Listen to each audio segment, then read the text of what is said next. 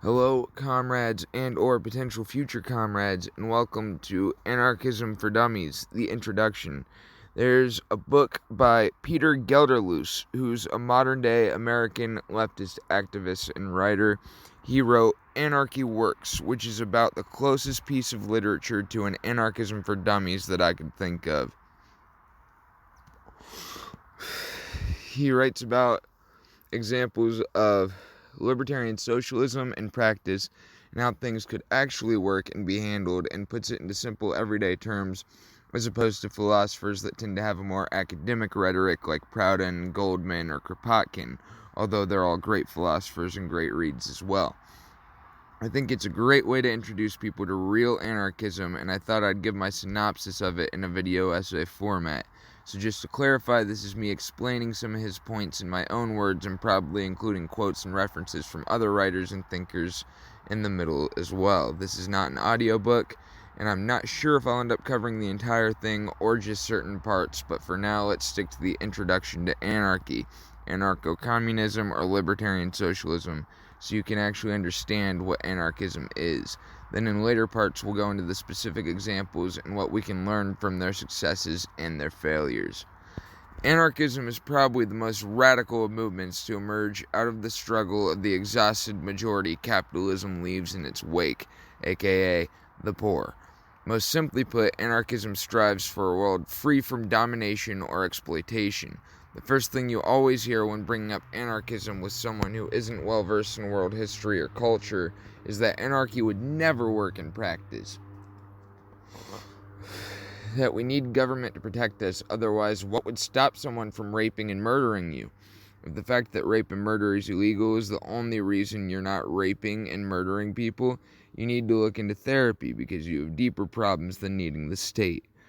Anarchists think decision-making shouldn't be centralized in the hands of the state, but each person can be free to run their own lives among their own communities, neighborhoods, and relationships.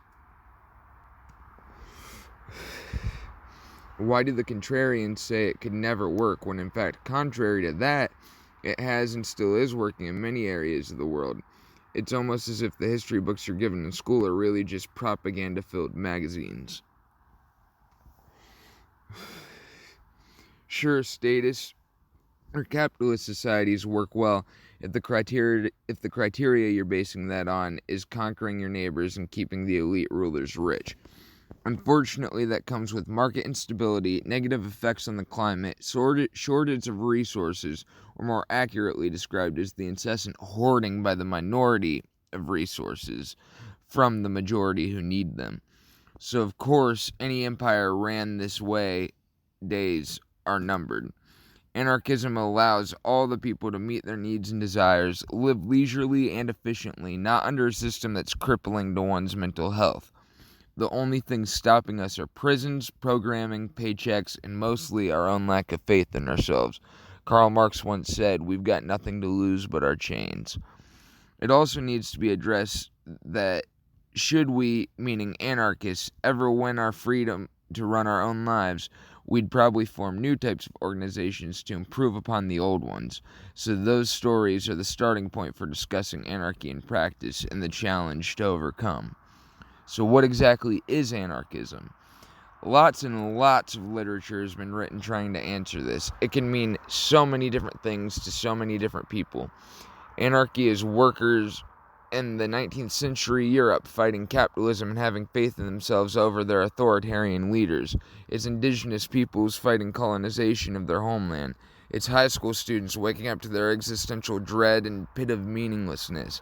It's mystics from China 1,000 years ago, or from Europe half a thousand years ago. Or Taoists fighting against government and organized religion. Or women rebelling against the authoritarianism and sexism, the patriarchy of both the authoritarian right and left. It might mean something to me and something different to you. If we want to be free, we need to know what that is, not just what it isn't. But I'll get into the basic principles that are pretty much universal with anarchism that we all agree on. Autonomy, mutual aid, voluntary association, direct action, revolution, and finally self-liberation. Autonomy means people having the freedom to organize amongst themselves in their own terms. We see this demonstrated among communes. Many of them are within the USA, one of the more notable ones being Slab City. Autonomy just means no one holding hierarchical power over anyone else. That's why anarcho-capitalism is an oxymoron in nature and doesn't exist. Anarchism has always been a leftist philosophy. Autonomy means freedom from corporatism, capitalism, the state, white supremacy, the patriarchy, or anything else oppressive in nature. Mutual aid is basically the embodiment of you scratch my back and I'll scratch yours. It's how those communes get by. Bonds formed in solidarity are stronger than the ones made by the fear of laws, borders, or prisons. With mutual aid, since no one holds power over the other, the opportunities to work together increase your collective power.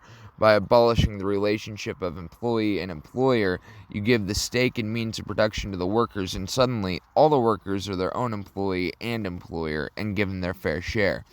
They all get their equal stake, not someone who does none of the work and hoards all the resources and wealth off the backs of his employees, because that's what wage slavery is.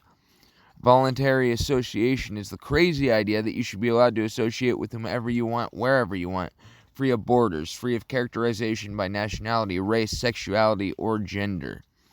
Direct action is the idea that it's more effective to accomplish goals directly instead of through relying on authorities or representatives.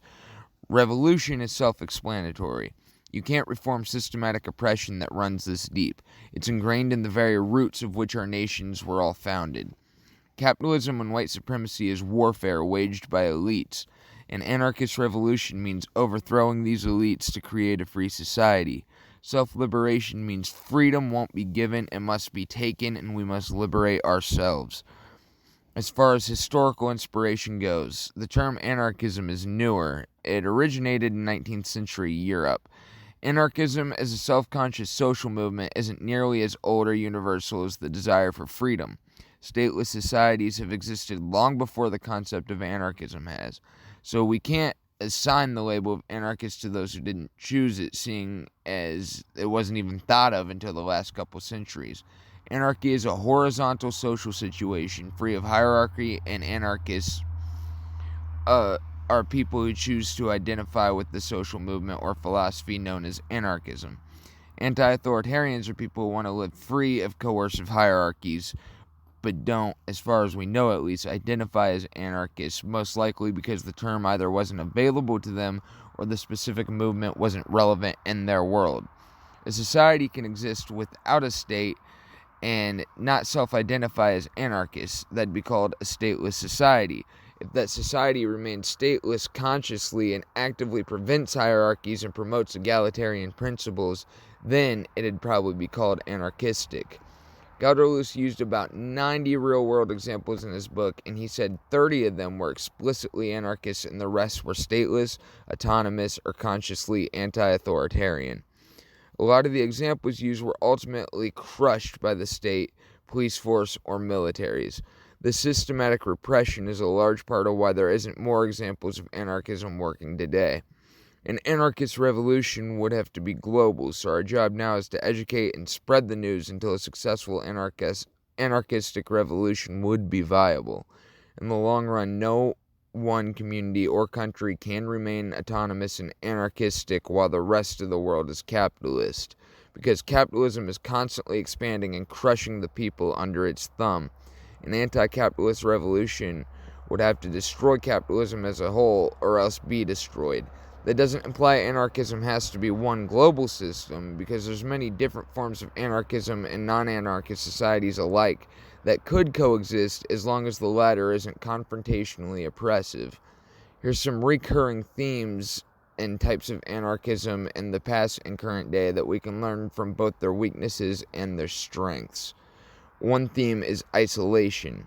Many anarchist collectives work very well, but only make an impact on a tiny group of folks. So we need to think about what contributes to this isolation and how to offset it in such examples.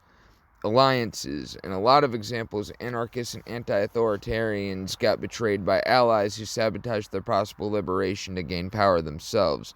We need to think about why anarchists chose those alliances and how to prevent this from happening in future attempts at liberation. Repression. Autonomous communities and revolutionary work have been stopped dead in their tracks by the police state and military invasion time after time. Our comrades get intimidated, arrested, tortured, even killed, and survivors forced into hiding and drop the struggle. Ralph Chaplin talked about having solidarity forever, and that doesn't mean just sometimes. We need to be equipped to survive repression. Collaborations. Some social movements or radical collectives end up participating in aspects of the current system to offset isolation. We need to overcome isolation and resist repression without losing ourselves in compromise with the enemy. And temporary gain. Many examples don't exist any longer. Anarchists have no intention of creating permanent institutions. Specific organizations are meant to come to an end when no longer helpful or necessary. We need to make the most of these bubbles of autonomy while they last and learn from them after they cease to exist. And this basically concludes the introduction to Anarchism for Dummies. In future parts, we'll discuss some real-world examples, why they succeeded or failed, and what we can learn from them. We'll discuss how to implement and handle certain societal functions in an anarchist society now that you have a grasp on what anarchism actually is and isn't. Thanks for listening, comrades. I'll throw some other recommended reads, both by me and Gelderloos, in the description. Till next time, please like and subscribe if you'd like to learn more in the future, and share with anyone you'd like to spread the word to. And most of all, be safe.